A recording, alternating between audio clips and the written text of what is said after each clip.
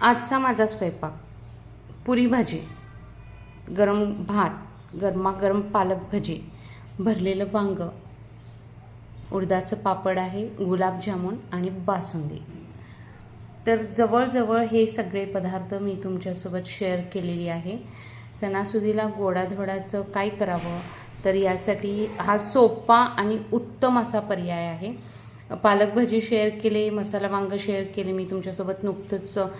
घरात तयार केलेल्या खव्यापासून हे गुलाबजामुन, बासुंदी पण शेअर केली आहे. पुरी भाजी तर मी तुम्हाला 2-3 वेळेस शेअर केलेली आहे. तर नक्की करून बघा आणि कमेंट बॉक्सला छान कमेंट टाका.